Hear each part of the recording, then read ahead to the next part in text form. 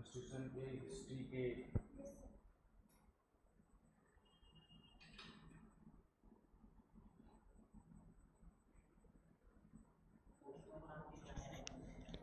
क्या class office आके पूछ लेना।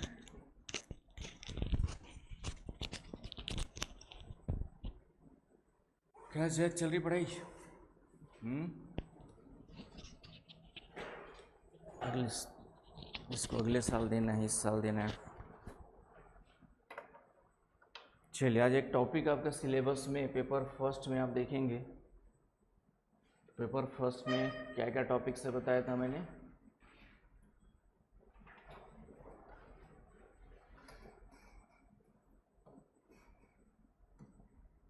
पेपर फर्स्ट में क्या क्या टॉपिक्स है?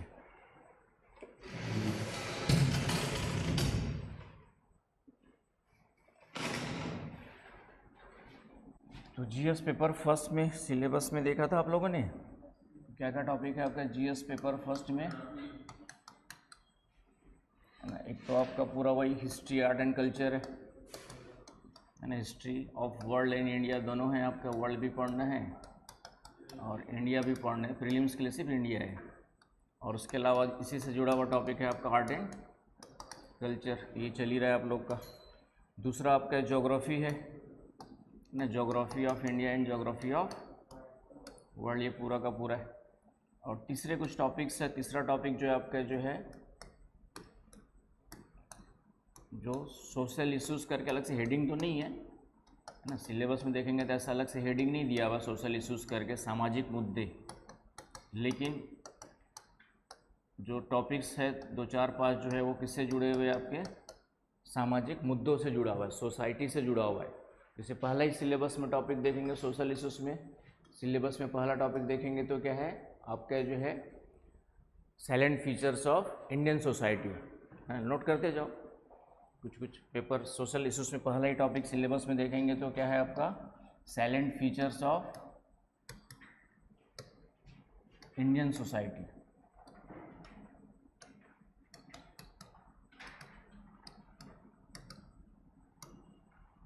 भारतीय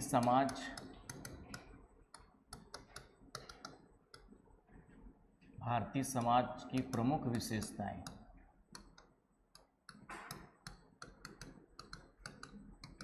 भारतीय समाज की प्रमुख विशेषताएं, ये टॉपिक है, पहला ही टॉपिक है। और इसी के साथ में स्पेशली जो है इसी के अंतर्गत जो है विविधता में एकता अलग से इसी के साथ स्पेसिफिकली मेंशन है आपका, विविधता में एकता आपका जो है यूनिटी इन डाइवर्सिटी, स्पेशली जो है यहाँ पर विविधता में एकता करके अलग से टॉपिक मेंशन है। विविधता में एकता करके अलग से टॉपिक क्या है आपका जो है क्या बोल रहे हो? हाँ, तो भारत ही पढ़ रहे तो भारत तो अपने आप आ जाएगा उसमें। पाकिस्तान की विविधता में एकता थोड़ी पढ़ेंगे। जब इंडियन सोसाइटी है यहाँ पे, हम पूरा का पूरा किसके बारे में पढ़ रहे हैं? इंडियन सोसाइटी के बारे में पढ़ रहे है कि नहीं? किसके बारे में पढ़ रहे हैं आपका? इंडियन सोसाइटी के बारे में पढ़ रहे, तो इसलिए भारत तो अपने आप आ जाएगा। ये भारतीय समाज की प्रमुख विशेषता है, तो इसी में भारतीय समाज की विविधता में एकता टॉपिक हुआ ना कि नहीं, ये चीज़ें है। चलिए, ये हो गया पहला टॉपिक। दूसरा है आपका role of woman in woman organisations है, role of womens and woman organisations. Hindi में आपका जो है महिला और महिलाओं संगठन की भूमिका, महिला एवं महिला संगठनों की। तो डेफिनेटली भूमिका किस में होगी?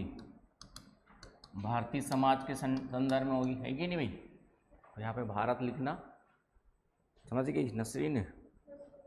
चलिए, तो role of woman in women's organisation, role of woman in women's organisation, clear?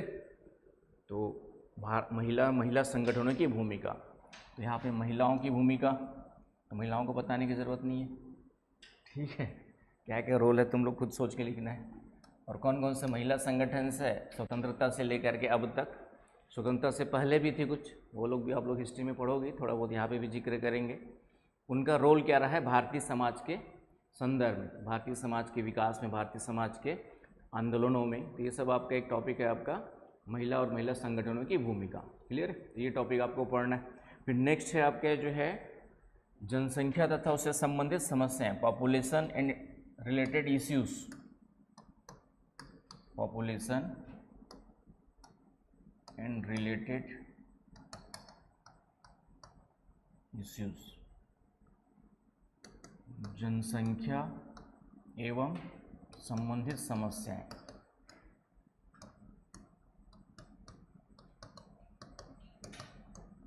जनसंख्या में संबंधित समस्याएं, population and population related issues. तो इसमें अलग से कुछ टॉपिक दिया, जैसे गरीबी और विकासात्मक मुद्दे। तो गरीबी के बारे में तो बहुत पढ़ चुके होंगे, इकोनॉमी में भी और सोशल जस्टिस में भी जो है आपका गरीबी और विकासात्मक मुद्दे। गरीबी क्या होती है, गरीबी के प्रकार, गरीबी के अलग अलग कुछ मॉडल और गरीबी थे आपके जो है, कैसे मापा जाते हैं, वो सब आपने इकोनॉमी में पढ़ा होगा। और सोशल जस्टिस में योजनाएं वगैरह पढ़ी होंगी, लगभग वही चीज़ यहाँ पर भी आएंगी, पॉवर्टी और विकासात्मक मुद्दे, गरीबी क्या है और गरीबी के। तो एक टॉपिक ये है, इसके अंतर्गत ही है आपका। फिर आपका एक टॉपिक है इसके अंतर्गत नगरीकरण, अर्बनाइजेशन, नगरीकरण और उससे संबंधित समस्याएं। ज्योग्राफी में भी आपका ऑप्शनल में भी मिलेगा और यहाँ पर भी मिलेगा, प्रीलिम्स मेंस दोनों में काम आएगा। अर्बनाइजेशन, नगरीकरण और उससे संबंधित समस्याएं, urbanisation and its related problems. क्या हो गया, पॉवर्टी एंड डेवलपमेंटल इश्यूज है ना, इंग्लिश इसका हो जाएगा poverty and developmental issues.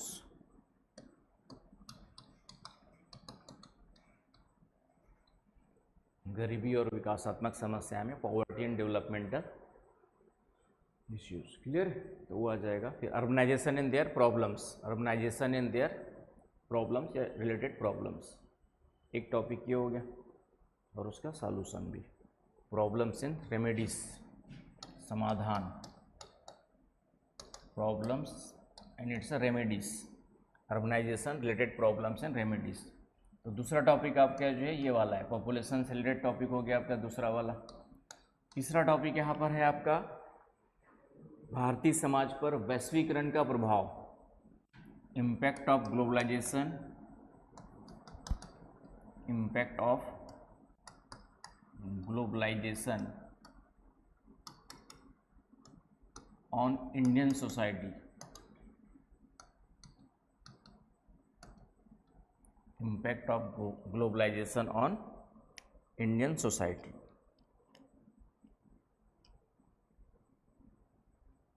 Clear है, हिंदी में क्या होगा, वैश्वीकरण का भारतीय समाज पर प्रभाव, वैश्वीकरण का भारतीय समाज पर प्रभाव।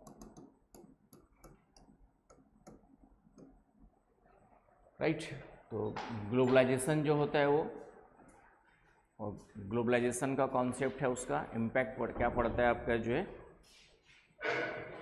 तो ये आपको पढ़ना है। एक ये हो गया एक टॉपिक आपका। नेक्स्ट है सोशल एम्पावरमेंट, सामाजिक सशक्तिकरण। नेक्स्ट टॉपिक कौन सा है आपका जो है, सामाजिक सशक्तिकरण, सोशल एम्पावरमेंट।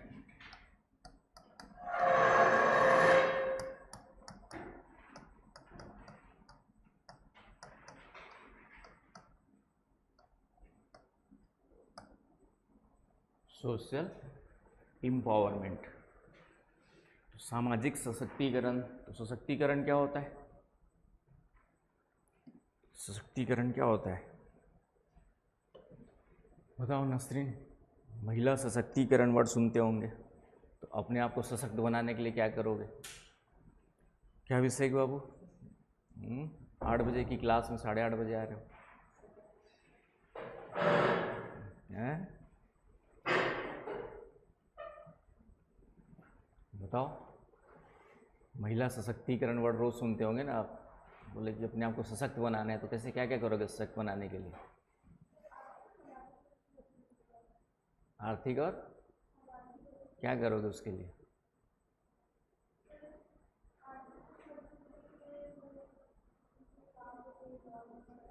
कैसे काम करोगे? सब काम तो सभी कर रहे हैं। वो तो अलग हो गया ना।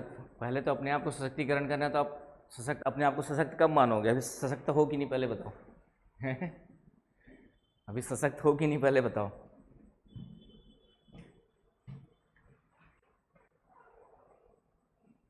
एम्पावरमेंट क्या होगा बताओ साक्षी?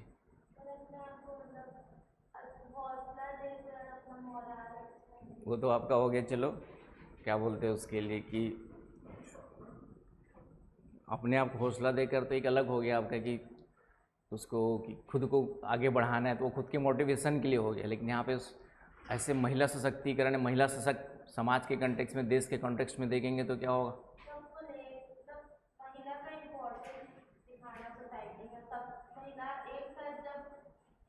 ठीक है। और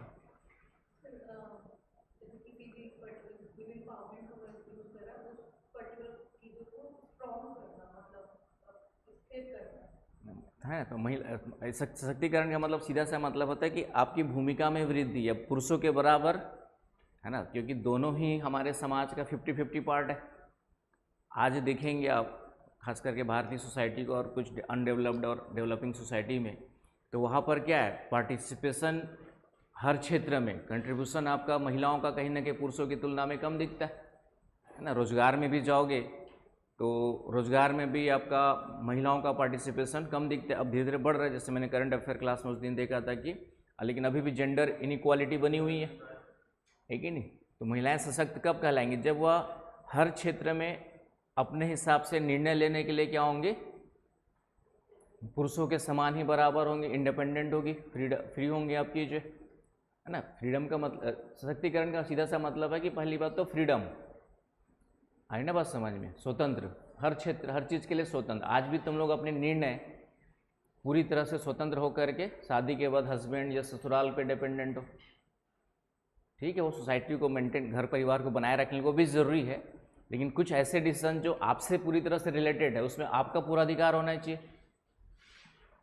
है कि नहीं? कुछ तो हम लोग को कॉम्प्रोमाइज़, समाज में रहना है, दो परिवार, जब एक अकेले के अलावा दूसरे के साथ रहना है तो कुछ ना कुछ आपको जो है म्यूचुअल अंडरस्टैंडिंग के साथ कॉम्प्रोमाइज़ करना पड़ेगा। जैसे आप अकेले एक रूम में हो तो कोई कॉम्प्रोमाइज़ नहीं है, अब बंद करके रूम करके जैसे रहना है वैसे रहो, जब मन करे ठीक है जैसे रहना है वैसे रहो, डांस करना है डांस करो, लेकिन हाँ दूसरे को डिस्टर्ब ना हो, आजू बाजू वालों को भी ध्यान रखना है, आप फ्री है। लेकिन जैसे ही तुम्हारा रूम पार्टनर आ गया, 2 लोग रहने लगे, तो कुछ ना कुछ तो कॉम्प्रोमाइज़। तो जब भी समाज 2 या 2 से अधिक व्यक्तियों से ही बनता है, समाज का मतलब ही है 2 या 2 से अधिक व्यक्तियों का समूह जो आपस में एक सामाजिक बंधनों द्वारा इंटर रिलेटेड होते, जुड़े होते, है कि नहीं? और कई सारे चीज़ें वह सिमिलर शेयर करते, उनके सामाजिक मूल्य सिमिलर होते हैं, सामाजिक संस्थाएं सिमिलर होती है, सामाजिक संरचना लगभग सिमिलर होती है। तो ऐसे समूह को हम लोग क्या कहते हैं? सोसाइटी कहते हैं, समूह कहते हैं। तो जब भी दो रूममेट में 2 लोग रहने लग गए तो आपको थोड़ा सा कहीं ना कहीं एडजस्टमेंट करना पड़ेगा, म्यूचुअल अंडरस्टैंडिंग रहेगी तभी 2 लोग एक रूम में रह पाओगे, नहीं तो फिर कुछ दिनों बाद दोनों की लड़ाई होगी और तू कहाँ मैं कहाँ। सेम आपका विवाह भी एक संस्था है ना, विवाह भी एक इंस्टीट्यूशन है, हमारे इंस्टीट्यूशन भी और एक आपका धार्मिक संस्था, दोनों है, सामाजिक और धार्मिक संस्था दोनों मानी जाती है। विवाह भी तभी टिकता है जब कुछ ना कुछ कॉम्प्रोमाइज़, लेकिन अभी कॉम्प्रोमाइज़ ज़्यादा कौन करता है? महिलाओं को करना पड़ता है, ठीक है, वो समाज का हिस्सा एक। लेकिन कई जगह अभी भी देखेंगे तो डोमिनेंट पूरी तरह से बिल्कुल भी, कई जगह देखेंगे कि कई महिलाओं का 0% डिसीजन मेकिंग में रोल होता है आपका जो है। अभी भी गांव में जाएंगे या फिर किसी, जितने ज़्यादा अपने आप को विकसित सोसाइटी कहते हैं वहाँ पर डिसीजन मेकिंग में रोल और कम है। जनजातीय समाज कई गुना अच्छा है हमसे कुछ मामलों में, सामाजिक मुद्दों के मामले में, क्योंकि वहाँ महिलाओं को समान अधिकार है, महिलाएं समान रूप से पुरुषों के समान, है ना। बस्तर चले जाओ, बस्तर वाले इलाके में साप्ताहिक बाजार लगता है, खुले मैदान में दोनों आराम से बैठ करके एक एक पैक मारते रहते हैं। और हमारे सोसाइटी में मार पाओगे क्या? जब पुरुष मार सकता तो महिलाओं को अधिकार क्यों नहीं? ठीक है, वो गलत चीज़ नहीं कर रहे हैं, हमें उसकी बराबरी नहीं करनी है, उतनी समझ होनी चाहिए। लेकिन हम लोग आज उनकी महिलाएं विकास के नाम पे उनकी बराबरी भी करने में गलत में बराबरी कर रहे हैं, वो गलत है ना। अच्छी में बराबरी करो। जैसे अब दिल्ली, जब शुरू में दिल्ली गया तो सोचो 2000 की बात बता रहा हूँ, 2000 में वहाँ की सोसाइटी, अब तो जब यहाँ आता था तो लगता हम 50 साल पीछे, 20 साल पीछे चल रहे हैं। जब यहाँ आता था तो लगता था 20 साल। तो जब मैं पहली बार दिल्ली यूनिवर्सिटी इंटर किया और दिन के 10, 11, 12 बजे लड़कियाँ टुन्न होकर के वहाँ घूम रही है, सिगरेट फूक रही है, बोलो इस साल आ रही करके, तो मैं देख आश्चर्य हो गया। दिल्ली इंटर किया पहली बार तो मुखर्जी नगर जाने के लिए किंग्सवे कैंप से राइट मुड़ते हैं, वही बाजू में एक वाइन शॉप थी आपकी, तो वहाँ देखा लड़कियाँ लाइन लगी हुई है बियर लेने को भी, दिन के 11 बजे, रात शाम की बात तो छोड़ो। तो मैं जबकि 2000 की बात बता रहा हूँ, यहाँ भी दिखते हैं। यहाँ भी कुछ दिनों से देख रहा हूँ, 2-4 सालों से, तो 2-4 लड़कियाँ दिख जाती है, क्या बोलते हैं आपका जो है वाइन शॉप में लाइन लगाते हुए। तो अच्छी बात नहीं है, मैं नहीं कहता उनको उसी को प्रमोट करो, लेकिन अच्छी चीज़ों को आपका जो है एक्सेप्ट करना है। लेकिन हम विकास के नाम पे महिलाएं क्या कर रही है, गलत चीज़ों को भी एक्सेप्ट करते जा रही है, पुरुषों की बराबरी कर रहे हैं पुरुषों के। तो प्रकृति ने कुछ चीज़ें डिफरेंस बनाई हैं, उसको प्रकृति के विरुद्ध नहीं जाना है। नो डाउट कि पुरुष और महिला में और या किसी भी एनिमल्स में भी देखोगे तो दोनों में आपका डिफरेंसेस है, तो उस चीज़ को स्वीकार करना है। रोल निर्णय निर्धारण जो आपसे रिलेटेड है उसमें कम से कम बराबर की भूमिका होनी चाहिए। तो सशक्तिकरण का मतलब है कि निर्णय निर्माण में समान भूमिका। यदि वन वर्ड में यदि आपसे पूछा जाए what is the meaning of empowerment, तो उसका सबसे बेस्ट आंसर ये होता है कि हर क्षेत्र के निर्णय निर्माण में आपकी भूमिका बराबरी की होनी चाहिए, वो एम्पावरमेंट कहलाएगा। जैसे अब संसद है, संसद पूरे देश के लिए कानून बनाती है, जिसमें महिलाएं भी शामिल है, उनके लिए भी बनाती है। लेकिन अभी कंट्रीब्यूशन कितना है, परसेंटेज कितना है, पार्टिसिपेशन कितना है, मात्र 15% भी नहीं है मेरे ख्याल से, है ना। 15 भी नहीं है मेरे ख्याल से, बहुत कम परसेंट है। 15-20 कुछ महिलाएं हैं आपकी वहाँ पे। 545 में से कितनी है, लगभग 100 के आसपास है मेरे ख्याल से, 500 उतने भी नहीं है मेरे ख्याल से। और बाकी विधानसभाओं में वही स्थिति होगी, तो उसी के लिए 33%, जबकि होना चाहिए 50% सीधा। और आरक्षण सिर्फ देने से काम नहीं चलेगा, आरक्षण को लागू करने के लिए पार्टियों को भी सामने आना पड़े, पहले तो टिकट देनी पड़ेगी, है ना। आरक्षण की जरूरत ही नहीं है, जो जितनी पार्टियां हैं, बीजेपी, कांग्रेस, अपने 50% महिलाओं को टिकट दे दो भाई तुम, अब जिसमें दम होगा जीत करके आ जाएंगे। लेकिन वो ये पुरुषवादी मानसिकता है, पुरुषवादी समाज है, पुरुषवादी समाज पार्टियां चला रहे, तो अपनी सीट दे करके किसी महिला को आगे करना इतना आसान नहीं होता है।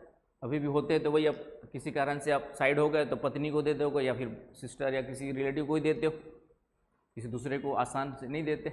अभी भी कहीं ना कहीं आपको बहुत ज़्यादा क्या करना पड़ता है, स्ट्रगल करना पड़ता है। तो इस तरीके से तो एनीवे, तो एम्पावरमेंट यदि आपसे पूछे सशक्तिकरण का मतलब क्या है, तो सशक्तिकरण का मतलब है कि निर्णय निर्माण में भागीदारी। यदि आपसे कोई पूछे कि सशक्तिकरण का सीधा सा कम शब्दों में वन सेंटेंस में क्या है, तो निर्णय निर्माण में भागीदारी। और निर्णय निर्माण हर क्षेत्र में, चाहे वह सामाजिक हो, चाहे पारिवारिक हो, चाहे देश हो, चाहे किसी भी क्षेत्र में हो। Contribution in decision making, participation in contribution of women in decision making. तो सोशल, उसी प्रकार सामाजिक सशक्तिकरण का मतलब क्या हो गया कि समाज के हर वर्ग का निर्णय निर्माण में क्या हो, पार्टिसिपेशन हो, कंट्रीब्यूशन हो, है ना। बस समाज के हर वर्ग का, चाहे वह बस्तर में रहने वाले जनजाति वर्ग क्यों ना हो, अब उनके लिए योजनाएं बनाई जाती, उनको नहीं पता होता है ना। अब से अंडमान निकोबार के लिए योजनाएं बनाई होगी सरकार ने, तो क्या अंडमान निकोबार में रहने वाले जनजाति लोगों और उनके मुखिया, उनसे समाज से पूछा? नहीं पूछा। बस यहाँ दिल्ली में बैठे बैठे तुमने अंडमान के लिए क्या कर दिया, आपका जो है योजना बना दिया, अंबानी अडानी, ठीक है, देश के लिए जो भी फायदा होगा बात की बात है, तो उसको डिबेट करो भाई कि वास्तव में आप चाहते हो कि नहीं चाहते, इससे क्या फ़ायदा क्या नुकसान है। फिर जो वहाँ के जंगल्स कटेंगे, वहाँ पे जनजातियाँ, वहाँ की जो नेचुरल बायोडाइवर्सिटी है, तो कुछ चीज़ें तो हमें नुकसान उठाना ही पड़ेगा, डेवलपमेंट के लिए है, स्ट्रेटजिकली इंपॉर्टेंस है, तो उसके लिए एक सिस्टमेटिक। लेकिन जो अभी मॉडल, अभी एक प्रोजेक्ट स्टार्ट किया जा रहा है निकोबार में, पता है ना तुम लोग को, तो उससे पता होने से नहीं होना चाहिए, उसके बारे में पूरा का पूरा प्लस माइनस क्या है, यानी किस कारण से उसका विरोध हो रहा है। अब मैंने कहा ना तुम लोग यूपीएससी के एस्पिरेंट्स हो, तो जो भी चीज़ हो रही है उसके हर डायमेंशन को सोचना है कि डिस्प्यूट हो रहा है तो क्यों हो रहा है, क्या इसके प्लस पॉइंट क्या है, इसके नेगेटिव पॉइंट्स क्या है, और आपका एक बैलेंस अप्रोच होना चाहिए प्रशासक के रूप में कि हमें वहाँ पे डेवलपमेंट को तो देना है, लेकिन अभी जो प्रोजेक्ट दिख रहा है बड़े बड़े टाउनशिप बड़े बड़े, तो वो गलत है, क्योंकि उस ही ने कहीं क्या है आपका जो है पर्यटन या उसको बढ़ावा देने, जब वहाँ लोग घुसेंगे तो वहाँ के इको टूरिज्म को बढ़ावा दो। बड़े बड़े टाउनशिप की वहाँ ज़रूरत नहीं है, छोटे छोटे रिजॉर्ट छोटे छोटे वहाँ के लोगों को लेकर के बनाओ, ठीक है। एयरपोर्ट्स बनाने हैं इंटरनेशनल, स्ट्रेटजिकली हमारे लिए इंपॉर्टेंट है, उधर आपका चाइना और इधर संदर्भ में तो ठीक है, वो समझ में आती बात। समुद्री सुरक्षा के लिए इंपॉर्टेंस है, वो तो सामाजिक देश की सुरक्षा के लिए ज़रूरी है, लेकिन जब भी वहाँ के लिए पॉलिसी बनाओ तो कम से कम वहाँ के लोगों का कंट्रीब्यूशन होना चाहिए। हाँ, हालांकि ग्राम सभा पे रहता है, ग्राम सभा वहाँ की शायद ग्राम सभा ने शायद रिजेक्ट कर दिया, मेरे ख्याल से भी कुछ एक दो दिन पहले न्यूज़ में आया था कि वहाँ की ग्राम सभा ने जो है इस तरीके के प्रोजेक्ट को रिजेक्ट किया। उसके बाद भी अब गवर्नमेंट क्या करती है देखना पड़ेगा, है ना। अंतिम रूप से अब थोड़ा सा जिम्मेदारी दी गई है कि वहाँ जब तक वहाँ की ग्राम सभा पारित नहीं करेगी वहाँ पे कोई प्रोजेक्ट उनके जनजातियों के साथ, ये अच्छी बात भी है। लेकिन अभी भी अब ग्राम सभा में भी कौन लोग बैठे, मान लो तुम सरपंच हो, अब तुम्हें मोदी जी का फेवरेट बनना है तो उनकी बात टालोगे क्या? जनता की बात सुनोगे कि मोदी जी की बात सुनोगे? मोदी जी ने कहा कि अगली बार विधायक का चुनाव दे, विधायक की टिकट दे दूंगा तुमको, तुम क्या करोगे?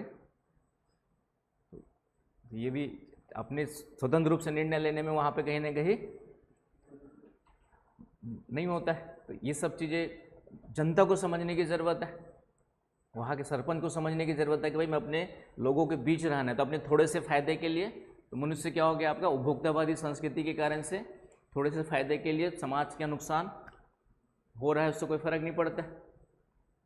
तो ये सब चीज़ें जैसे मैंने कहा ना पॉलिटिक्स में देखेंगे अभी जो हो रहा है तो अच्छा भी हो रहा है, चलो ठीक है, ममता सरकार गई इतने सालों बाद, किसी की वो ठीक से उसका शासन नहीं कर पा रही थी, एक पर्टिकुलर वहाँ पे कहीं ना कहीं विरोध, मतलब एक घुसपैठियों की समस्या, सब समस्याएं थी। लेकिन अभी भी जो सीएम बना है वो कौन है?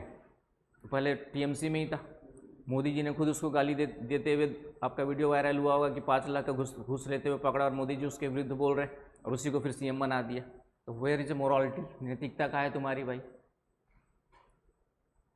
है कि नहीं? तो बस अपने मौके के लिए सभी चोर चोर मौसेरे भाई बन जाते हैं, कोई छोटा चोर है कोई बड़ा चोर है, लेकिन सब चोर लोग ही राजनीति चला रहे, ये हो रहा है ना भाई। तो ये जनता की कमी है, जनता की समझ नहीं है, जनता को आपको जनता को कोई मतलब रोजी रोटी में बिजी है, हम एक दिन काम नहीं करेंगे तो हमारा घर नहीं चलेगा, तो जनता क्या करे, कुछ नहीं कर सकती। कर ये सकती है कि चुनाव का बहिष्कार कर दे कि अगला जब चुनाव हो तो बोले हम किसी को वोट नहीं देने जाओ, जब तक कि अच्छे कैंडिडेट्स को आप खड़ा। इसका एकमात्र सॉल्यूशन मैं सोच रहा था, इसका सॉल्यूशन क्या हो सकता है, मैंने सोचा इस बारे में अभी कुछ दिनों पहले से कि अब ये हमारे पास प्रॉब्लम है कि सब चोर चोर मौसेरे भाई। राघव चड्डा 2 दिन पहले बोलता है कि गुंडों की पार्टी बीजेपी और खुद बीजेपी में जाके मिल जाता है।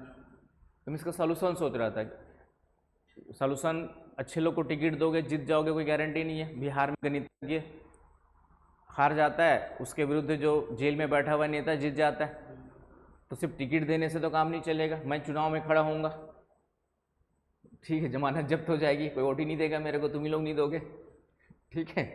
तो ये सॉल्यूशन तो है ही नहीं, अच्छे लोग को टिकट दिया जाए। बहुत सारे लोगों ने कोशिश की, एक लड़की है विदेश से आकर के सब छोड़ छाड़ के बिहार में लगी पिछले 10 सालों से, एक सीट नहीं जीत पा रही है ना, कोई ये नाम नहीं याद आ रहा है, सुप्रिया कुछ नाम अजीब सा, वो हमेशा मास्क पहने रहती है और गाँव गाँव घूम घूम कर कोशिश की उसने जो है। लेकिन जनता है कि आपका जाति धर्म और एक बोतल दारू और 500 रुपये के नोट से बाहर नहीं निकल पा रही है। एक प्रशांत किशोर ने थोड़ी सी कोशिश की, अरविंद केजरीवाल ने की, लेकिन खुद बनेगा ना पॉलिटिक्स ऐसा दलदल है जो जा करके, क्योंकि चुनाव लड़ना इतना महंगा है, पार्टी चलाना इतना महंगा है, तो फिर आपको करप्शन तो करना ही पड़ेगा, ईमानदारी से कैसे चलाओगे। अब कहा जाता है कि बीजेपी को वर्तमान 4-5 राज्यों में चुनाव में 10,000 करोड़ खर्च किया। 10,000 करोड़ कहाँ से आए होंगे बताओ? मोदी जी की फैक्ट्री तो है ही नहीं कि 10,000 करोड़ वहाँ से आए होंगे बीजेपी को चलाने के लिए। तो बड़े बड़े किससे आए होंगे? बिजनेसमैन से आए होंगे। जब बिजनेसमैन से आया तो बिजनेसमैन को बनने के बाद बिजनेसमैन फ्री में तो पैसा दिया नहीं होगा, इसलिए दिया होगा कल के दिन में गवर्नमेंट बनेगी तो भैया 2-4 प्रोजेक्ट देख लेना, 10,000 की जगह कम से कम 50,000 कमाएगा, तभी 10,000 करोड़ तुमको दिया। तो ये कभी भी ख़त्म होने वाला नहीं है। तो इसका मैं सॉल्यूशन सोच रहा था कि सॉल्यूशन क्या है। तो पूरे देश में जनता को क्या करना चाहिए, चुनाव का बहिष्कार, कि अगले चुनाव वोट तभी देंगे चुनाव सुधार हो, हर कोई चुनाव लड़ सके, खर्चे कम हो, सरकार की जिम्मेदारी यदि मैं कैंडिडेट के रूप में खड़ा हो सबके लिए बराबर फंडिंग हो, क्योंकि टैक्स का पैसा है, तो टैक्स के पैसे पे मेरी भी उतना ही हक बनता है जितना सभी नेताओं का बनता है। तो सभी को क्या करने की बराबर फंडिंग दे दो, भाई इतने में तुमको चुनाव लड़ना है, पॉम्पलेट बंटवाओ, चाहे कुछ भी कराओ, प्रचार प्रसार करो, इक्वालिटी होनी चाहिए यहाँ पर भी। और उसके बाद जो जीता वही सिकंदर। आई ना बस समझ में। आज मुझे चुनाव लड़ना है तो मैं कितना भी जोर लगा लूँ, अकेले निर्दलीय भी खड़ा हूँगा तो करोड़ों चाहिए मेरे चुनाव लड़ने के लिए, तो आज तो करप्शन कभी ख़त्म ही नहीं होगा। तो जनता ही सबसे बड़ी ताकतवर है। तो मैं वही सॉल्यूशन सोच रहा था, वो दिन सोच रहा था कि सॉल्यूशन से कुछ दिख नहीं रहा था, लेकिन दिखा मुझे लगा कि यदि किसी पर्टिकुलर चुनाव को 5 साल बाद चुनाव है, 29 में चुनाव है, उसको हम बहिष्कार कर दे पूरे देश की जनता कि वोट चुनाव में भाग तभी लेंगे जब साफ सुथरे छवि वाले लोग को क्या मिलेगी, आपका टिकट मिलेगा। दूसरा, आपका जो चुनाव लड़ने का खर्च है उसको संशोधन करके क्या किया जाए, सुधार किया जाए। 1 इलेक्शन 1 नेशन वाला मैंने उस दिन आपको करंट अफेयर में बताया था, तो उसको भी अच्छे से लागू किया जाए। है ना बात समझ में। तो ये जनता के हाथ में, नेता कुछ नहीं करेंगे, नेता तो सीधी सी बात अपने फायदे के लिए ही काम करेंगे। मैंने कहा ना कि सीएम मोदी जी जानते हैं कि शुभेंदु अधिकारी 1 नंबर का करप्ट रहा है पहले, और फितरत कभी किसी की चेंज नहीं होती है। आई ना बस समझ में। तो ये सब चीज़ सोचना है आप लोग को कि समाज में जब रह रहे हो तो ये चीज़ आप लोग को क्या करना है, सोचना है। चलिए, तो नेक्स्ट आते हैं सिलेबस में सामाजिक सशक्तिकरण है। उसके अलावा आपका जो है नेक्स्ट हमारा है 3-4 समस्याएं हैं जो देश की समस्याओं के संदर्भ में ही है। सांप्रदायिकता,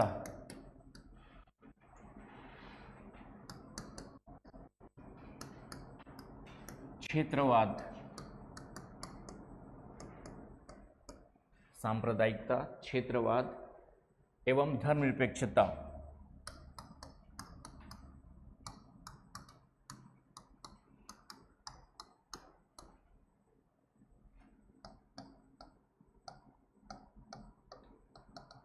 कम्युनलिज्म, रीजनलिज्म एंड सेक्युलरिज्म, ये 3 अलग अलग। सांप्रदायिकता क्या है, सांप्रदायिकता से संबंधित समस्याएं। क्षेत्रवाद क्या है, धर्मनिरपेक्षता तो आप लोग कॉन्स्टिट्यूशन में भी पढ़ोगे। हम भारत के, हाँ वो, हाँ एक टॉपिक अलग से हुआ, ऑप्शनल में भी है आपका। रीजनल प्लानिंग में तो डायरेक्टली नहीं है, वो एक आपका पॉपुलेशन वाले टॉपिक्स में मिलेगा आपका, है ना। रीजनलिज्म या रीजनल आपके जो कॉन्शियसनेस एंड करके धार्मिक क्षत्रिय चेतना करके वर्ड मिलेगा वहाँ पे। तो इस तरीके से ये आपके 4-5 टॉपिक है सोशल इश्यूज के कंटेक्स्ट में टॉपिक है। तो पहले तो सिलेबस याद होना चाहिए, ये टॉपिक ज़रूर है, लेकिन क्वेश्चंस जो आएंगे आपके पूरे के पूरे जो चीज़ें हो रही है समाज में, देश में, दुनिया में, उनको भी ध्यान में रखना है कि नहीं। जैसे 2025 में क्वेश्चन आया था कि क्या भारत में जनजातीय विकास मुख्यतः 2 धुरियों विस्थापन एवं पुनर्वास के इर्द गिर्द केंद्रित है। अपना मत दीजिए, 250 वर्ड लिखना था। Dutch tribal development in India centre around 2 axis, those of displacement and rehabilitation. अब ये क्वेश्चन के लिए पढ़ने की ज़रूरत, समझ की ज़रूरत। जैसे क्वेश्चन क्या पूछना चाह रहा है कि जो भारत में जनजातीय विकास है, ट्राइबल डेवलपमेंट है, 2 धुरियों पर केंद्रित है, 2 एक्सिस पर केंद्रित है। एक आपका विस्थापन और दूसरा आपका पुनर्वास, डिस्प्लेसमेंट एंड रिहैबिलिटेशन, है ना। अब सिलेबस में जनजातीय वर्ड कहीं पर दिख रहा है आपको? नहीं दिख रहा है ना। हालांकि ये आपका सोशल जस्टिस, ये टॉपिक सोशल जस्टिस से भी जुड़ा हुआ है। पेपर 2 में जो आपने सोशल जस्टिस पढ़ा होगा, सामाजिक मुद्दे पढ़ा होगा, तो वहाँ पर भी समाज के संबंधित समस्याएं और उसकी योजनाएं पढ़ा था हमने जो सोशल जस्टिस में। तो दोनों टॉपिक कहीं ना कहीं इंटरलिंक्ड भी है ना, दोनों को देख करके एक साथ पढ़ने की ज़रूरत है। तो आप लोग जो पढ़ चुके उसी में से यहाँ पे फिलिंग करना है। तो डिस्प्लेसमेंट एंड रिहेबिलिटेशन, ये क्वेश्चन है कि जनजातीय विकास विस्थापन और पुनर्वास पर ही केंद्रित है, दो धुरियों पर। तो इसका मतलब क्या हुआ, जैसे अभी अंडमान निकोबार में जो प्रोजेक्ट है, तो इसमें क्या करेंगे इन लोग, वहाँ के लोगों को हटाएंगे, पुनर्वास करवाएंगे कि भाई तुमको हम अलग जगह देते हैं, इतना कंपनसेशन देते हैं, इतना पैसा देते हैं, अलग से घर बना के देंगे, उनके मेन घर से हटा करके उनको कहीं और बसा देंगे। यही वो आपका जो पुनर्वास और उनका क्या हो गया, विस्थापन हो गया। तो डिस्प्लेसमेंट एंड पुनर्वास के लोगों को हटाओ। लेकिन ये सही विकास है क्या? तुमको तुम्हारे घर से हटा के भले ही कितना उससे अच्छा घर बना के दे देंगे, लेकिन फील गुड आएगा तुम लोग को, भावनात्मक रूप से अच्छा लगेगा क्या? ठीक है, तब आता है जब आपकी पार्टिसिपेशन उसमें होती, आपके अनुसार वहाँ पे विकास होता है कि नहीं, आप लोगों का भी योगदान होता उस विकास में, आपको वहाँ पे रोजगार मिलते, है ना बात समझ में, और आपके वहाँ के पर्यावरण को कोई नुकसान, फिर से वही बड़ी बड़ी बिल्डिंगें खड़ी हो जाएंगी, जंगल कट जाएंगे, तो वहाँ तो हजारों जीव जंतु बेचारे, उनका भी तो घर है, वो कई सालों से रह रहे, लेकिन हम उनको ऐसे ट्रीट करते जैसे उनका कोई मतलब ही नहीं है। तो कहीं ना कहीं इन्वायरमेंटल जो लॉस है वो कम से कम हो, वो ध्यान देने की ज़रूरत है, लोगों के भावनाओं को ध्यान में रखने की ज़रूरत है। तो अभी तक जो जनजातीय विकास है वो सिर्फ ये रहता है कि वहाँ के लिए प्रोजेक्ट बना दिए, वहाँ के लोगों को हटा दो और कहीं पे पुनर्वास कर दो, इन्हीं दोनों पर केंद्रित है। वास्तव में जो विकास है वो क्या होता है, आपके उनका जब तक पार्टिसिपेशन नहीं होगा, उनका जब तक कंट्रीब्यूशन नहीं होगा, उनमें भी उनका जो है भावनात्मक रूप से उस विकास से जुड़ाव नहीं होगा, तब तक वो जुड़ाव, है ना। आपके पापा आपको कितना भी बड़ा सा कमाने वाला सोर्स बना के दे दे, लेकिन आपका पढ़ने में मन है, दुकान खोल के बैठा देते करोड़ों की, पसंद आएगा क्या आपको? नहीं, मैं तो तुम्हारे विकास के लिए कर रहा हूँ, बोलेंगे पापा, लेकिन आप अपने मन से उस काम को नहीं कर रहे, इसका मतलब आपके लिए वो आपका डिसीजन मेकिंग में योगदान नहीं है। तो ऐसा विकास दूसरे के लिए भले विकास है, लेकिन उनके लिए तो नहीं है जिनके लिए किया जा रहा है ना। जिनके लिए विकास किया जा रहा है उनकी इच्छा क्या है, वो क्या चाहते हैं, उनके अनुसार विकास होगा तो वो सही विकास कहलाएगा। लेकिन उनकी इच्छाओं भावनाओं को वर्तमान में पॉलिसी मेकिंग में कहीं कंट्रीब्यूशन नहीं मिलता है। तो ये क्वेश्चन इस तरीके से पूछा हुआ है, आ रही ना बस समझ में। तो सोशल इश्यूज़ के जितने भी क्वेश्चन है जा कर के आज ही निकाल लेना, पिछले 2013 से लेकर आज तक कितने आए हैं, उसके बाद हम लोग पढ़ते पढ़ते उसका आंसर भी सोचना है, ठीक है, और उस पर डिस्कस भी करना है। चलिए नेक्स्ट आते हैं, अब स्टार्ट करते हैं। सबसे पहले सामाजिक मुद्दों का मतलब क्या होता है, सोशल इश्यूज़ का मतलब, सोशल इश्यूज़ का मतलब क्या होता है?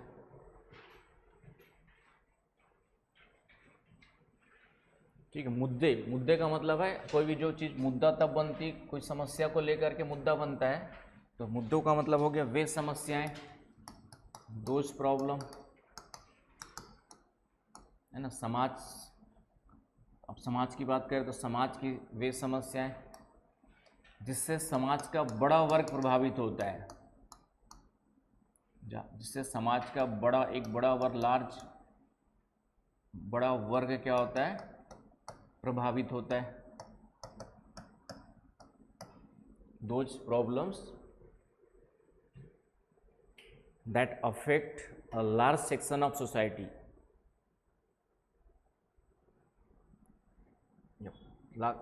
समाज के बड़े वर्ग को क्या करती है, प्रभावित करती है। आ रही बात समझ में? तो उसको हम लोग किस में रखेंगे, सोशल इश्यूज में रखेंगे। इसका परिणाम क्या होगा, इससे जो हमारा सोशल जस्टिस है, सामाजिक न्याय, सोशल जस्टिस, मानवता, ह्यूमैनिटी, सोशल जस्टिस, ह्यूमैनिटी, आपका जो है समानता, इक्वालिटी, आपका जो है, आ रही बस समझ में, और समावेशी विकास में बाधा उत्पन्न होती है। सो इंक्लूसिव डेवलपमेंट, इंक्लूसिव ग्रोथ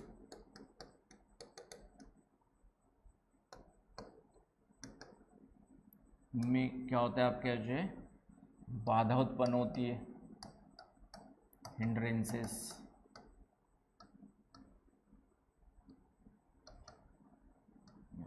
तो ऐसी स्थिति को हम लोग क्या कहते हैं, सोशल इश्यूज कहते हैं।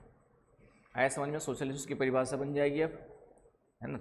समाज में विद्यमान वे समस्याएं जो समाज के बड़े वर्ग को आपका जो effect the large scale of large section of society, और इसके कारण से क्या होता है, इन सबको प्राप्त करने में बाधा उत्पन्न होती है। हम सामाजिक न्याय, समानता, ह्यूमैनिटी, मानवीय गरिमा, ह्यूमन डिग्निटी, इन सब को प्राप्त करने में हमें कहीं ना कहीं क्या होती है, मुश्किलें होती है। उन समस्याओं को हम लोग क्या कहेंगे आपका, जैसे कौन कौन सी समस्या हैं भारत की समाज के संदर्भ में देखेंगे तो ठीक है, गरीबी हो गई, चलो एक गरीबी तो है ही है, वो तो गरीबी तो बाद में आती। गरीबी के पीछे कारण क्या है? ठीक है, तो सबसे पहली समस्या तो आपका क्या हो गई, आपकी इक्वालिटी नहीं है समाज में। आपका जो है इक्वालिटी नहीं है, असमानता है, कई सारी असमानता है, लैंगिक असमानता, जेंडर इनइक्वालिटी, है ना। जैसे मैंने कहा ना कि अभी भी महिलाओं का पार्टिसिपेशन रोजगार में देखेंगे तो अधिकांश महिलाएं घर में अवैतनिक, ठीक है वो भी जरूरी है मैंने कहा, लेकिन कंट्रीब्यूशन है। अब वही वैतनिक कंट्रीब्यूशन होता तो देश और अपने विकास के लिए, समाज के विकास के लिए ज़्यादा रोल दे पाती। हालांकि उस व्यवस्था के खिलाफ नहीं है। समाज में परिवार, घर में आपका महिलाएं घर संभाल लेती तो हम बाहर जाके अच्छे से काम कर पाते हैं, है कि नहीं? हम बाहर जा कर के काम कर पाते।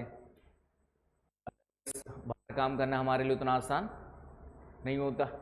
आईने बस तो उनका कंट्रीब्यूशन है, लेकिन इकोनॉमिकली नहीं माना जाता है, तो उनके बीच में बैलेंस होना चाहिए। वो भी मैंने कहा ना, अंधाधुंध जैसे आज के डेट में सिर्फ अपने विकास के नाम पर, जैसे एक मेरे बाजू में है, उनकी बेटी है शादी हुई जिसके भी, अब हस्बैंड रहता है दुबई में, वो रहती है पुणे में, ठीक है, नौकरी के नाम से, और छोटा बच्चा है वो रहती है उसकी नाना नानी के पास, जबकि अभी वो बड़ा भी नहीं हुआ, मेरे ख्याल से स्कूल जाना स्टार्ट भी नहीं किया, 3-4 बचपन से छोड़ दिए तो बेचारे को। तो उस बच्चे की क्या गलती, उसको जो पेरेंटिंग के लिए माँ बाप का दोनों का प्यार चाहिए, तो बच्चा कहीं ना कहीं सही तरीके से डेवलप नहीं हो रहा, ग्रोथ नहीं हो रहा, उसका स्पीकिंग में प्रॉब्लम है, कई सारी प्रॉब्लम्स जो मैं ऑब्जर्व कर पा रहा हूँ उसको देख करके। तो उसके पीछे सिर्फ नेचुरल कारण नहीं होंगे, कहीं ना कहीं वो परवरिश का कारण है। तो ये भी विकास, आपका विकास नहीं कर सकते। ठीक है, पैसा वो भी कमा रहा है, उसकी वाइफ भी कमा रही, लेकिन सही तरीके से रह पा रहे क्या? वो जो जिस उद्देश्य शादी संस्था का उत्पन्न हुआ है वो सही तरीके से हो पा रहा है? लाइफ बैलेंस जो होना चाहिए वो खोते जा रहा है दोनों में से किसी न किसी। जैसे मुझे, मैंने कहा कि मैं यहाँ कोचिंग ना भी चलाऊँ तो मेरे पास दिल्ली, जयपुर, लखनऊ, इधर उधर जा करके इससे ज़्यादा कमा लूँगा, मुझे मालूम है। लेकिन यहाँ मर मर के कोचिंग, तुम लोग को बुला बुला के पढ़ लो बेटा, पढ़ लो बेटा, ठीक है, रेगुलर करो, बोल बोल के फ़ोन करना पड़ता है ताकि मुझे लगे कि तुम लोग से मेहनत को निकाल दो, रिजल्ट आ जाए तो मेरा थोड़ा सा और अच्छा उद्धार हो जाए। इतना, लेकिन इसके पीछे कारण क्या है कि मेरा बेटा भी बड़ा हो रहा है, बड़ा वाला, वो 10th क्लास में भी इस बार गया। 3 साल उसके लाइफ के क्रूशियल टाइम है। उस समय यदि दोनों पेरेंट्स साथ में नहीं रहेंगे तो कहीं ना कहीं इफेक्ट होने की संभावना, ठीक है। मैडम कैपेबल, ठीक है, घर देख लेती, घर का छोटे से लेके बड़ा काम देख लेती, लेकिन एक पेरेंट्स में पापा की भी जहाँ ज़रूरत होती है कई जगह पे, क्योंकि माँ को तो बच्चा इग्नोर ऐसी कभी कभार मार मार के, तो कई जगह टाइट होने की जरूरत होती, वहाँ पे पापा काम आते हैं। तुम लोग अपने पेरेंटिंग में देखे होंगे, माँ का सपोर्ट, कई जगह उल्टा भी होता है, पापा, लड़कियों के साथ उल्टा होता है, पापा ज़्यादा सपोर्टिव होते हैं, मम्मी को टाइट होना पड़ता है, राइट। तो यदि मैं उसको 3-4 साल अभी यदि ध्यान नहीं दूंगा तो हो सकता है जो उसका टैलेंट है आगे बढ़ने का वो कहीं ना कहीं मिसगाइड हो सकता है कहीं पे। आपका 14 के बाद की जो उम्र होती है, अगले 4-5 सालों में अंडरस्टैंडिंग, समझ, दोस्तों यारी, पीयर ग्रुप्स का प्रभाव ज़्यादा रहता है, उसमें पेरेंट्स की भूमिका पेरेंट्स से ज़्यादा अच्छे दोस्तों की सलाह लगने लगती है 14 साल के बाद, पेरेंट्स बुरे लगने लगते। तो ये चीज़ मैं समझता हूँ, इसलिए मैंने कहा कि नहीं, भले यहाँ पे कम आए, स्ट्रगल करना पड़े, लेकिन अभी 3-4 साल मुझे कहीं नहीं जाना है। उसको प्रॉपर टाइम जो चाहिए वो मॉनिटरिंग करने के लिए, केयरिंग करने के लिए मुझे देना है। तो इस तरीके से मैंने डिसीजन लेकर के बैलेंस बना के चल रहा हूँ। उसके लिए मुझे स्ट्रगल भी करना पड़ रहा है, यहाँ पर कई सारी समस्याओं का सामना करना पड़ रहा है। इकोनॉमी के लिए भी उतना, जितना अच्छे से कर सकता हूँ उतना नहीं कर पा रहा हूँ, आए ना बस समझ। तो ये होता है बैलेंस, ठीक है। अब मुझे, मैंने कई सारे ऐसे है, अब वो मेरे ऐसे फ्रेंड है जो ठीक ठाक कमा रहे हैं, मेरे ज़्यादा अच्छा कमा रहे हैं, लेकिन वही होता है कि 2-3 महीने घर से बाहर रहते हैं, ठीक है। 2 महीने के पटना में पढ़े, 2 महीने के जयपुर में, क्योंकि अब कोचिंग क्या हो गई, डिसेंट्रलाइज्ड हो गई है। तो किसी बड़े से जुड़ोगे तो अलग अलग सेंटर्स भेजते हैं, तो उससे क्या हो गया, कहीं ना कहीं खास करके पैसे तो मैं आज नहीं तो और 2 साल बाद कमा लूँगा, लेकिन जो ये टाइम है वो वापस तो नहीं आएगा मेरे लिए। तो ये कहीं ना कहीं बैलेंस करने की, सोचने की ज़रूरत है। लेकिन आज ये सब सोच हर कोई नहीं कर पाता। विकास के नाम पे अंधाधुन आप क्या जो है क्या कर रहे हैं, आप क्या जो है चीज़ों को डिस्ट्रैक्ट कर रहे हो। समाज हमारा इससे क्या हो रहा है, विघटित हो रहा है, टूट रहा है, डिसइंटीग्रेट हो रहा है ना बस समझ में। आजकल डिवोर्स के केसेस भी तुरंत बढ़ते जा रहे हैं। 1 साल भी शादी नहीं हुई है, डिवोर्स के केसेस चल रहे हैं। शुरू में लोग लव मैरिज के नाम से जोश में गलत, 1 साल बाद दोनों का डिवोर्स दिखाई देता है।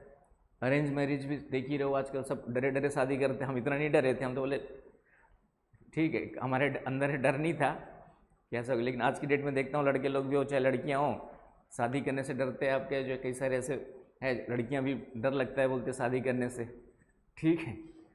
तो कहीं ना कहीं जो है उसके पीछे सोचने की ज़रूरत है।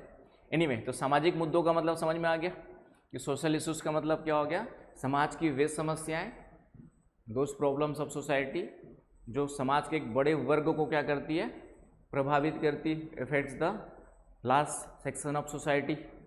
और उसके कारण से क्या होता है, जो हमारा सोशल जस्टिस, सामाजिक न्याय, मानव या मानवीय गरिमा, ह्यूमन डिग्निटी, समानता, इक्वालिटी और पूरा का पूरा इंक्लूसिव ग्रोथ, समाज से विकास, इसको प्राप्त करने में कहीं ना कहीं बाधा उत्पन्न होती है। तो जैसे हमारे यहाँ लैंगिक असमानता है, जातिगत असमानता है, जातिगत भेदभाव है कि नहीं, ये सब सामाजिक समस्याएं हैं। उच्च वर्ग निम्न वर्ग का भेदभाव बहुत ज़्यादा देखा जाता है। इसके कारण से समाज को आगे बढ़ने में, आज इंडिया कहीं और होता है ना, इंडिया के पास रिसोर्सेज बहुत है, राइट, क्षमता भी है, लेकिन हम लोग इसी में बटे हुए, धार्मिक आधार पे बटे, कहीं जातीय आधार पे बटे, मेरे जाति का तो उसके जाति का करके अपना वोट देने से लेकर हर क्षेत्र में क्या होता है, भेदभाव होता है।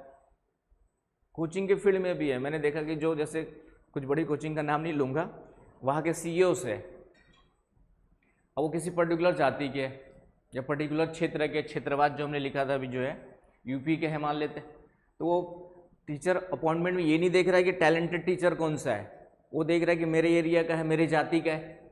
तो ये मानसिकता अभी भी इतनी ज़्यादा गहरी बैठी कि ऊपर सीईओ लेवल पे बैठा है बंदा, है ना। मैं जितने बड़ी कोचिंग है ऑलमोस्ट सभी के सीईओ से डायरेक्टली इनडायरेक्टली मेरा परिचय है, जितने भी इंडिया में अभी चल रही है, आ रही बात समझ। तो उनसे मैंने कई बार बात की और वहाँ पे कुछ देखा मैंने बात करके, तो बाद में अपॉइंटमेंट में देखा कि आपका वो इस आधार पे क्या करता है। अब विकास देवी कीर्ति सर के पास इतना टाइम तो नहीं है कि हर एक छोटी छोटी अपॉइंटमेंट्स को देखे, उन्होंने सीईओ बना के भेज दिया। अब उसकी जिम्मेदारी है कि वो क्या करे, लेकिन अब वो चीज़ उससे अवेयरनेस सर है या नहीं, सर इस बारे में, सर को मैं पर्सनली जानता हूँ, तो वो पूरी तरह से अच्छे इंसान है, और अच्छे इंसान के साथ अच्छे आपके जो उनका आइडियोलॉजी है, तो वो कभी भेदभाव नहीं करते, वो हमेशा टैलेंट को देख करके अपॉइंट करते। लेकिन जिन्होंने उन्होंने जिसको नियुक्त किया है उसमें ये चीज़ मैंने देखी पूरा का पूरा, आ रही बात समझ में। तो कहीं ना कहीं ये इतना ज़्यादा गहराई से बैठा हुआ कि आसानी से जाना नहीं है, हर जगह मिलेगा। पॉलिटिक्स में तो दिखता ही है, एजुकेशनल बैकग्राउंड्स में दिखता है, कई सारे मल्टीनेशनल कंपनीज में भी न चाहते हो डायरेक्टली इनडायरेक्टली दिखता ही दिखता है। इतनी ज़्यादा हमारी जातिगत, धार्मिक ये सब गहराई से बैठे हुए, तो वहाँ पे टैलेंट को जो इंपॉर्टेंस देना चाहिए उसकी जगह हम किसको इंपॉर्टेंस दे देते हैं, उसी को हम लोग भाई भतीजावाद बोल दो या जातिवाद बोल दो या कुछ और बोल दो, आ रही बात समझ में। तो ये सब कहीं ना कहीं हमारे देश के विकास को क्या करते हैं, रोकते हैं। कि जहाँ टैलेंट को प्रायोरिटी देनी चाहिए थी, आप किसको प्रायोरिटी दे रहे हो, तो ये कहीं ना कहीं हमारे समाज के लिए विरोधाभास है। एनीवे, तो ये आपका विकास में उत्पन्न होता है। अब हम लोग सीधा टॉपिक में आते हैं। पहला टॉपिक है आपका salient features of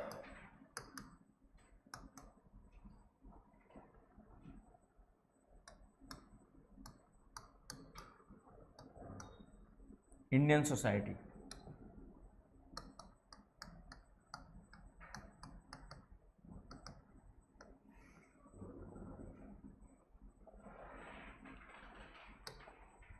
salient features of Indian societies, आपका भारतीय समाज की प्रमुख विशेषताएं। भारतीय समाज की प्रमुख विशेषताएं।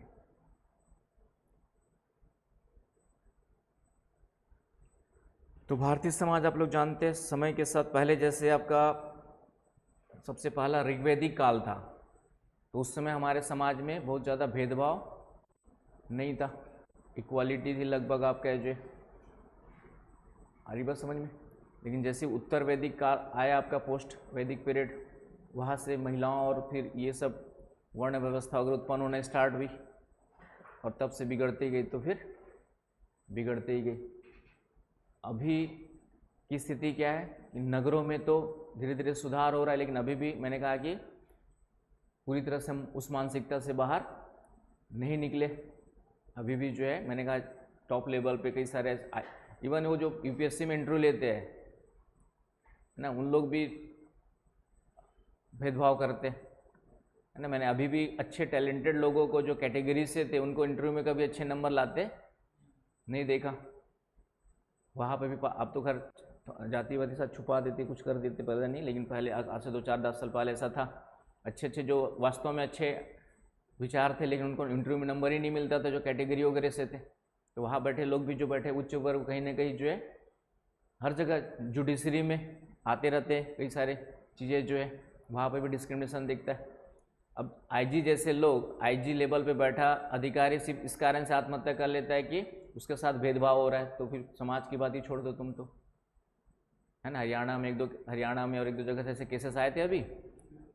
ये सब भी इम्पोर्टेंट है, ये सब एग्जाम्पल्स है कि नाम नहीं लाना है किसी का, बट आईजी लेवल के तक लोग जो दलित भेदभाव के कारण से आत्महत्या कर रहे हैं। कारण जांच बाहर आती नहीं है, इन लोग अंदर ही अंदर दबा देते हैं, क्योंकि बड़े बड़े अधिकारी, बड़े बड़े नेता इसमें क्या होते हैं, शामिल होते हैं। तो जांच क्या हो जाती है, दब जाती है। उसके बाद मीडिया बिकी हुई है, तो मीडिया कभी खंगालती नहीं है। तो हमारा समाज, मैंने कहा ना कि ऊपर लेवल पे जितने कांड होने वो सब अंदर दब जाते हैं।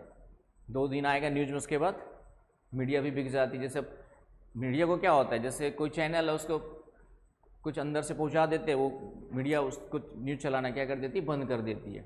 इसको मीडिया आपका जो है मैनेजिंग कहा जाता है। तो सब लेवल पे होता है। अब आम जनता को थोड़ी पता है, वो तो हमें पता है, तुम लोग को बता रहा हूँ तो तुमको पता चल रहा है कि कैसे मीडिया मैनेज होती है। अरे बस समझा, एक अलग से मीडिया मैनेज करके पोस्ट ही होती है, अलग से मीडिया ही मैनेज करता है। भाई देख, हमारे फेवर में छापना, हम देख लेंगे बाद में तुमको।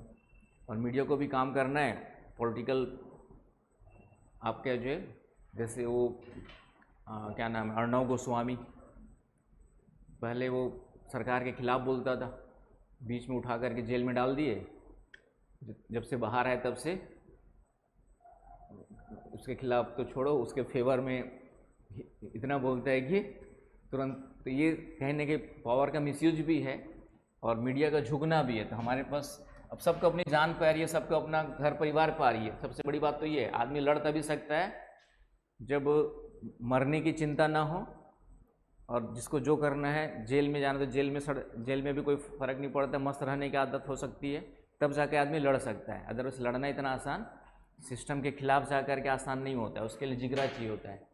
तो हर किसी के पास नहीं है। महात्मा गांधी और ओशो था एक, जो इंदिरा गांधी से लेके मोरारजी देसाई से लेके सबसे लड़ लिया था। तो उसका टाइप का जिगरा वाला इंसान इस दुनिया में अब इस सदी में पैदा नहीं हो सकता है। जो करना है कर लो, मैं बोलूँगा वही, जो मुझे सच लगता है, सत्य है, वही बोलूँगा। तो वो जिगरा किसी में नहीं मिलेगा आपको। इंदिरा गांधी से लड़ लिया था, मोरारजी देसाई से लड़ लिया था।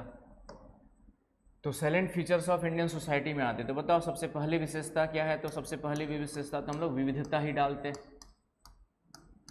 सबसे पहली विशेषता कौन सी हो गई आपकी? डाइवर्सिटी। ना क्या क्या विविधता है देखेंगे आपका, तो वो डाइवर्सिटी आ जाएगा आपका जो है, राइट। दूसरा, डाइवर्सिटी तो है लेकिन उसके साथ साथ एकता भी है, तो उसको कहते हैं हम यूनिटी इन डाइवर्सिटी। दूसरी विशेषता यूनिटी इन डाइवर्सिटी।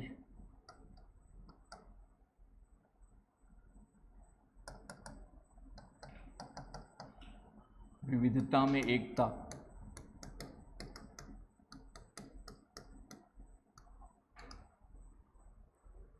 तीसरा है आपका जातिगत व्यवस्था, कास्ट सिस्टम है हमारे यहाँ।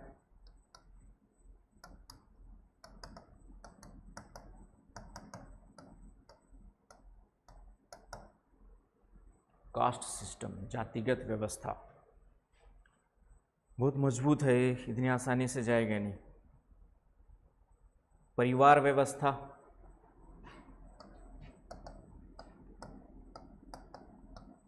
Family system. अभी भी हमारे लोग, पहले कंबाइंड परिवार होता था, अब एकल परिवार के लिए क्वेश्चन आया भी आपका, यूपीएससी ने पूछा है। फैमिली सिस्टम, परिवार व्यवस्था। तो अब न्यूक्लियर परिवार की ओर हम लोग जाते जा रहे हैं। फिर विवाह नामक संस्था आज भी हमारे यहाँ मजबूत है, मजबूती से चल रहा है, कब तक चलेगा नहीं पता।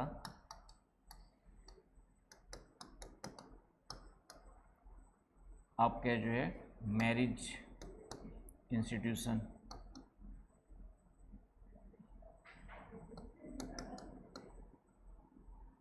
मैरिज इंस्टीट्यूशन आपका जो है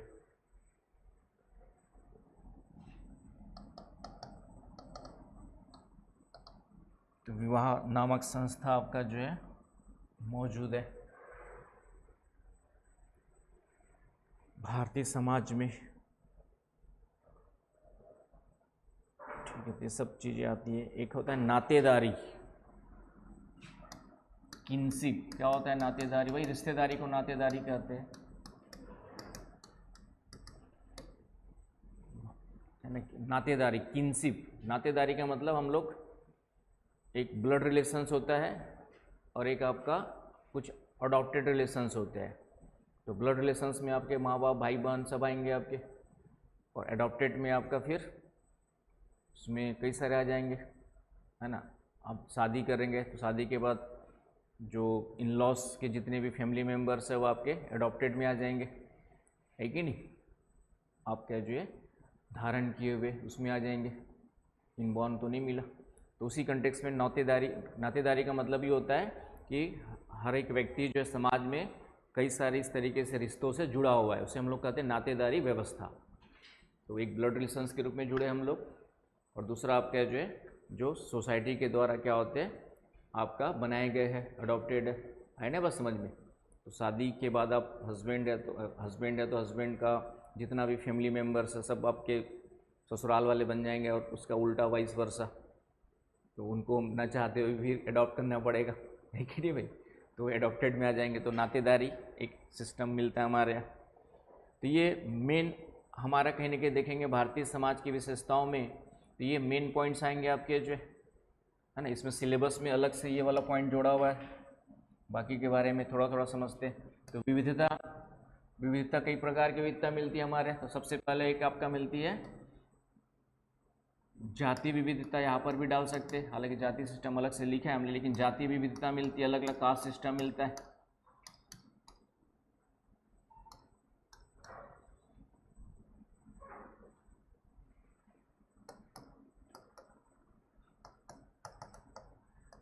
धार्मिक विविधता मिलती है,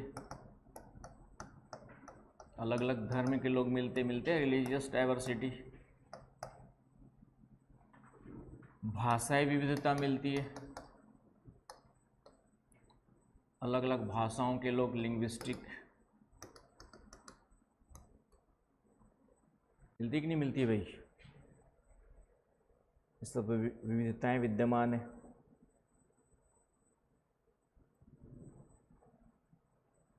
इसके अलावा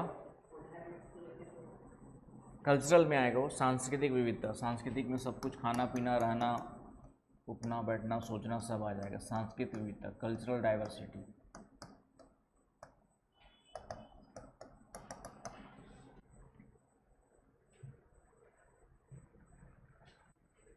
क्लियर है? इसके अलावा जनजातीय विविधता मिलती, कई सारी जनजातियां भारत में मिलती। जनजातीय tribal diversity, east to west north to south, अलग अलग प्रकार के ट्राइबल।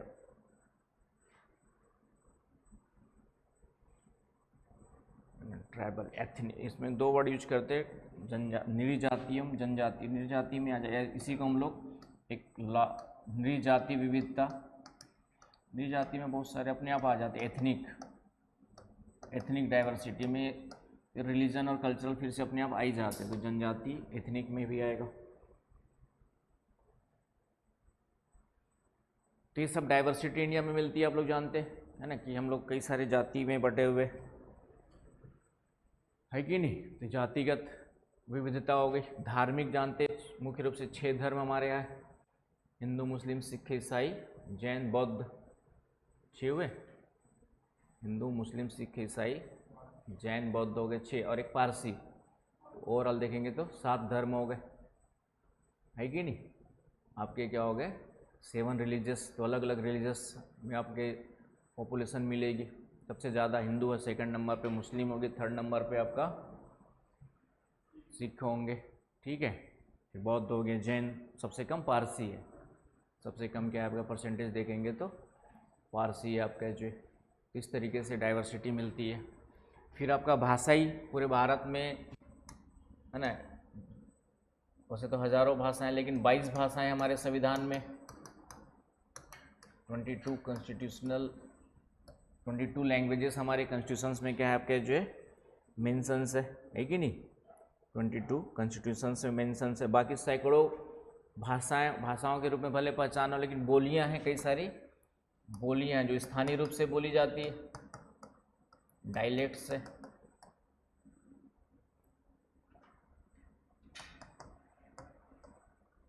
आपका क्या है कई सारी डायलेक्ट्स से बोलियां हैं आपके, सैकड़ों बोलियां, हंड्रेड्स ऑफ डायलेक्ट्स हैं हमारे यहाँ। जैसे गोंडी, हल्बी, छत्तीसगढ़ी भी क्या है अभी बोली है ना। जब तक हम उसके लिपि डेवलप नहीं होती है, जब तक उसका स्क्रिप्ट डेवलप नहीं होता है अच्छे से, तब तक उसको लैंग्वेज में नहीं डाला जाता है। इसलिए छत्तीसगढ़ी बोली के रूप में अभी भी जानते, भाषा के रूप में मांग चल रही है। उसके लिए फिर साहित्य डेवलप हो रहा है, स्क्रिप्ट डेवलप हो रही है, कैसे लिखेंगे, कहाँ खाथस और कहाँ जाथस, तो उसके लिए पूरा का पूरा एक ग्रामर डेवलप होगा, है ना। अभी भी डेवलप्ड है, तो उसी के बेस पर फिर इसको लैंग्वेज की मांग चल रही है। तो आने वाले समय में छत्तीसगढ़ी भी बोली से कन्वर्ट होकर किसमें आ जाएगी, आपका भाषा में आ सकती है। आ रही है बात समझ में। तो बोली और भाषाई डिफरेंसेस मिलते हैं। कल्चर में आपका सब कुछ आता है। कल्चर का मतलब आपका खान पान, रहन सहन, आपका सोचना विचारना, ये सब कल्चर का पार्ट है। आ रही बात समझ में। कल्चरल डाइवर्सिटी का मतलब हमारा जो जीवन जीने का तरीका है वो सबका अलग अलग दिखाई देता है। इसमें सबसे ज़्यादा प्रभाव किसका दिखता है, तो धर्म का दिखता है। कल्चरल डाइवर्सिटी में सबसे ज़्यादा इम्पैक्ट किसका दिखता है, तो रिलीजन का दिखता है। धर्म के आधार पर हमारा जो कल्चर है लगभग डिफाइंड है, उसी के आधार पर जनरली हमारा जो, लेकिन उसके अलावा भी जैसे हिंदू धर्म, तो हिंदू धर्म बंगाली है तो बंगाली कल्चर अलग मिलेगा, तेलुगु कल्चर अलग मिलेगा, तमिल कल्चर अलग मिलेगा, है कि नहीं। मराठी कल्चर थोड़ा सा डिफरेंट मिलेगा। उधर जाएंगे पंजाब में तो सिख कल्चर मिलेगा, आपका पराठा और लस्सी और बड़ी सी गिलास में वो वाला कल्चर मिलेगा। साउथ में जाओगे तो इडली डोसा सांभर कर मिलेगा आपको। जो हम लोग समोसा बड़ा, नॉर्थ इंडिया वाले जो समोसा बड़ा भजिया में, ये हमारा कल्चर है खाने पीने में, ये है ना भाई। फिर उसी प्रकार पहनावे ओढ़ावे में डिफरेंसेस है। पटियाला तो सूट, पटियाला लड़कों में तो पता नहीं चलता, सब वही पहनना पैंट शर्ट, ठीक है। हाँ ठीक है। तो गर्ल्स में अलग अलग रहते हैं आपके, जो साड़ियाँ अलग अलग आती है, सूट अलग अलग आते हैं। लड़कों में तो वही पैंट शर्ट दिखता है और टी शर्ट दिखता है, और उसके अलावा कुछ दिखता नहीं है। तो उसमें भी आपके जो है। तो इस तरीके से सांस्कृतिक विविधता में सब आ जाएगा। तो सांस्कृतिक विविधता आपकी जो कि हर जगह अलग अलग संस्कृति, संस्कृति का मतलब समझते हो ना भाई, संस्कृति में और सभ्यता में अंतर बताया था मैंने। जो संस्कृति का मूर्त रूप है, मूर्त का मतलब आपका जो है जो आपको दिखाई दे रहा है फिजिकल फॉर्म है, कॉन्क्रीट। जब फिजिकल फॉर्म जो है आपका क्या है, भौतिक रूप। मूर्त का मतलब जो आपको, जिसको हम लोग अनुभव कर सकते हैं, जिसको हम लोग 5 ज्ञानेंद्रियों में से किसी के द्वारा फील कर सकते हैं, वो आ जाएंगे उसके फिजिकल फॉर्म में आ जाएंगे, कॉन्क्रीट फॉर्म, मूर्त रूप बोलेंगे। जो आँख नाक कान, उससे कहीं ना कहीं क्या है आपका जो है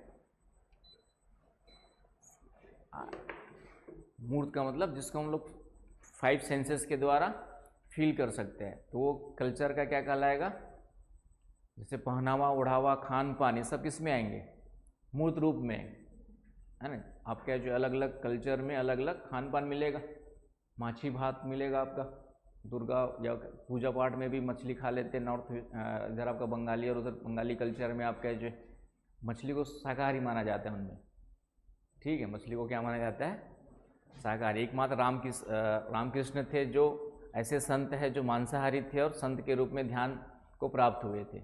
इतना आसान नहीं होता है नॉनवेज खाने के बाद ध्यान को प्राप्त होना या उस वैचारिक शून्यता की। ध्यान का मतलब वैचारिक शून्यता की अवस्था। ध्यान का मतलब है कि आपका वैचारिक शून्यता का मतलब विचार जीरो हो जाए जहाँ पर जा कर के, और उसी स्थिति में फिर आपको अनुभव होगा जो वास्तव में सही परमात्मा का अनुभव है, उसी स्थिति में होता है। तो उस स्थिति के लिए कहीं ना कहीं आपको अपनी एनर्जी क्या करनी पड़ेगी, पूरी तरह से तो कन्वर्ट करनी पड़ेगी। तो ये मूर्त रूप हो गए जो हमारे बाहर दिखाई दे रहे कि कैसे पहन रहे, क्या पहन रहे, खा रहे, क्या पी रहे, सब। एक होता है आपका एब्स्ट्रैक्ट फॉर्म, अमूर्त रूप। संस्कृति के जो है दूसरा फॉर्म हो गया एब्स्ट्रैक्ट, अमूर्त रूप। ये दिखाई नहीं देता हमारे, इसमें आचार विचार आते हैं। आचार विचार जो हमारे सोचने का तरीका है, रहने का जो आचार विचार है आपके जो ये अमूर्त में आएंगे, है ना। आचार में भी नहीं आएगा, विचार ही में नहीं आएंगे। आचार तो दिख जाता है, व्यवहार कैसे हो रहा है वो तो दिख ही जाएगा। लेकिन जो हमारे वैचारिक जो आइडियोलॉजी डिफरेंस है वो किस में आएंगे, आपके अमूर्त रूप में आएंगे। तो ये संस्कृति में अलग अलग होते हैं ना। एक आप हिंदू संस्कृति में पले बढ़े तो आपका सोच विचार थोड़ा सा अलग है, मुस्लिम संस्कृति में पढ़े बड़े हैं तो आपका अलग है, बौद्ध में है तो अलग है, तो उनका प्रभाव पड़ता है कि नहीं। तो इस तरीके से जो विचार है उसको हम देख नहीं सकते, है ना। मैंने कहा कि पेन का जो कॉन्सेप्ट है अमूर्त, जो किसी भी चीज़ का जो कॉन्सेप्ट है, अवधारणा है, वह अमूर्त होती है, एब्स्ट्रैक्ट होती है। आपको कहा जाए कि पेन को डिफाइन करो, पेन कैसे डिफाइन करोगे, तो सभी पेन है, बस अलग अलग तरीके से बनती। तो इसका फिजिकल रूप हो गया, ये इसका मूर्त रूप हो गया। लेकिन पेन एक आइडिया है। पेन क्या है, कोई भी वह चीज़ जिसके द्वारा हम लोग क्या करते हैं, लिखने का काम करते हैं, वह क्या है, पेन कहलाएगी। तो दिस इज आइडिया। अब उसको हमने उसको अलग अलग रूप में कन्वर्ट किया। तो अमूर्त मतलब समझ पा रहे, भगवान जो गॉड है वह कहीं ना कहीं हमारे लिए क्या है, अब्स्ट्रैक्ट आइडिया, अमूर्त रूप है। किसी ने थोड़ी देखा भगवान, बस वो तो हमने अनुमान लगा के कि भैया लक्ष्मी बना दिए, गणेश बना दिए, सब बना दिए अलग अलग, ठीक है। तो अमूर्त रूप है। लेकिन गॉड एग्जैक्ट आपके जो है वो कॉन्सेप्ट है कि भगवान ऐसे कोई सुपर नेचुरल पावर जो पूरे ब्रह्मांड यूनिवर्स को क्या कर रहा है, चला रहा है। तो वो एक अमूर्त रूप हो गया। अब उसको जो भी डिफाइन करते वो आपका जो है अपने हिसाब से सोच विचार करके फिजिकल फॉर्म में अलग रूप पे डिफाइन करते हैं। आई समझ में। तो इसी प्रकार संस्कृति में दोनों चीज़ें होती है, कुछ मूर्त होता है तो मूर्त रूप ही सभ्यता कहलाती है, जिसे हम सिंधु घाटी सभ्यता बोलते हैं। सिंधु घाटी संस्कृति, जब संस्कृति की बात आती है हम बोलते हैं सिंधु घाटी सभ्यता जो है नगरीय संस्कृति मिलती थी बोलते हैं, है ना। अभी पढ़ा रहो ना, इतना तो पढ़ ही रहे होंगे कि सिंधु घाटी सभ्यता में किस प्रकार के संस्कृति के लक्षण दिखाई देते हैं। तो अर्बन कल्चर दिखाई देता है। तो rural culture and urban culture में क्या डिफरेंस है, तो डेफिनेटली वहाँ पर जो आपका जो आचार विचार, सोच विचार, ग्रामीण संस्कृति में थोड़ा सा क्लोजनेस, बॉन्डिंग आपकी क्या मिलेगी, इमोशनल अटैचमेंट ज़्यादा मिलेगा। नगरों में कोई मतलब नहीं होता है, नगरों में कोई मतलब नहीं होता है, आइसोलेशन ज़्यादा मिलेगा, अपने आप में सब रहने वाले मिलेंगे ना, पड़ोस में कोई मर भी गया तो पता ही नहीं रहता कि मर गया। सुबह देखोगे अच्छा कोई मरा है बाजू में ठीक है, तब पता चलता है। आ रही बात समझ में? तो ये तो कहीं ना कहीं सारे कल्चर्स में डिफरेंस है, खान पान अलग अलग है, तो सभ्यता और संस्कृति जुड़ी हुई है। लेकिन हम सिंधु घाटी सभ्यता क्यों कहते हैं? क्योंकि उसकी पहचान किस आधार पर हुई? जो वहाँ से साक्ष्य मिले उसके आधार पे, तो उसके आधार पर हम उसको, आप क्या जो है कौन सा सिंधु घाटी कौन सा, तांबा था, शीशा, कांस्य था और लोहा था, क्या था उसमें?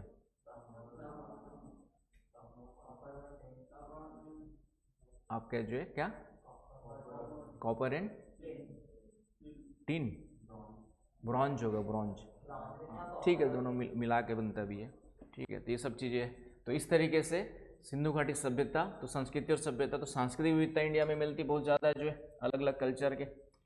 फिर जनजाति डाइवर्सिटी, आप लोग जानते हैं कि अलग अलग कई प्रकार की जनजातियाँ मिलती है आपका, है ना। जम्मू एंड कश्मीर में, लद्दाख में जनजातियाँ अलग मिलती है, यहाँ पे जो हिमाचल प्रदेश में अलग है, उत्तराखंड में अलग है, इधर छत्तीसगढ़, एमपी, उड़ीसा में अलग है, इधर आपका अंडमान निकोबार में अलग है, साउथ में आपकी अलग जनजातियाँ मिलेंगी, आपके साउथ इंडिया में अलग जनजातियाँ मिलेंगी। इस तरीके से कई सारी जनजातियों का क्या मिलता है, डाइवर्सिटी मिलती है।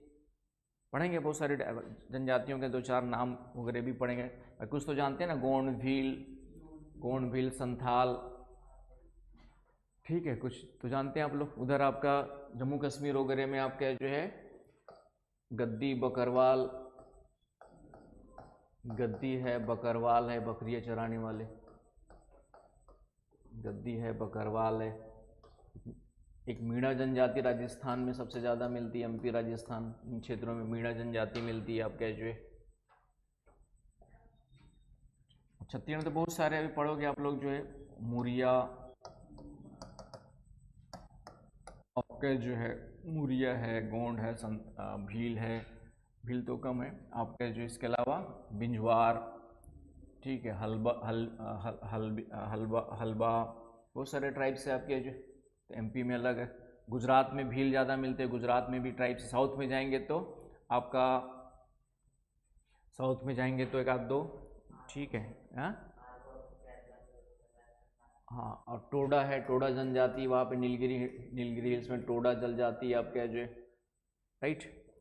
आपका पुलियान करके है,